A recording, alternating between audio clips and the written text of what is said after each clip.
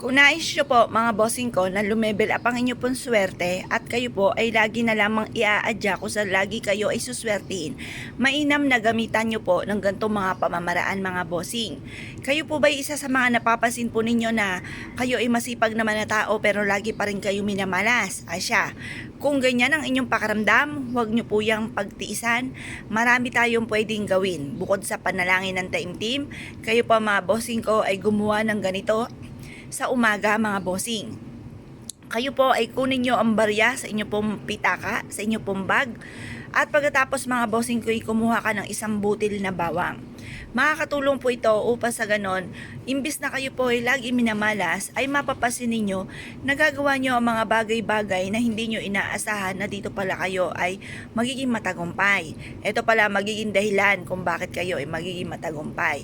Kaya ang gawin po ninyo, kumuha ka ng barya, hugasan nyo po muna ito dahil kung sino-sino na ang humawak ng barya na maaaring may nakakapit na kamalasan na po dyan, hugasan nyo po muna. Kapag po ito ay natuyo na sa pamamagitan ng sinag ng araw, huwag nyo po siyang tutuyuin. Yan po ay pwede na nating gamiting pampaswerte. Pagkatapos kumuha ka ng isang butil na bawang, mag-wish ka ng mula sa inyo pong puso. Sabihin nyo po, sa pamamagitan ng pampaswerteng ito, sa pamamagitan ng sipag at tiyaga at pananalig sa mahal na Panginoon, ay makakamit ko lahat ng aking mga pinapangarap sa buhay.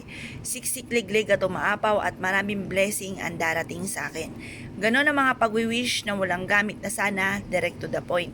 At pagkatapos, ibilad nyo po ito hanggang alas 8 ng umaga. Makalipas ang alas 8 ng umaga, ito pa mga bossing ko ay ilagay po ninyo sa center table po ninyo.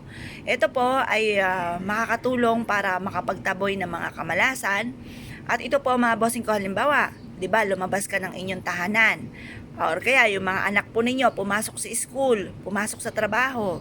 Ngayon, pag yan po ay bumalik po muli ng inyong tahanan, maaaring may mga negatibo na kumapit sa kanila na magtutuloy-tuloy sa loob ng inyong tahanan dahil wala kang pantaboy ng malas. Mapapasin na lang po ninyo na parang nagsabay-sabay na ang mga pagsubok dahil kada labas, ipinasok naman ang mga kamalasan. Ngayon po mga bossing, mas mainam na meron kang pantaboy ng kamalasan na kagaya ng barya mga bossing ko at ng bawang. Makakatulong po ito upang sa ganon, imbis na kamalasan ay puro kaswertehan naman ang maaaring mapapasa inyo. Pero syempre mga bossing ko, itong mga pampaswerte po natin ay sangkap lamang para tayo maging matagumpay. Ang numero 1 po dyan ay sipag at tiyaga at pananalig sa mahal na Panginoon.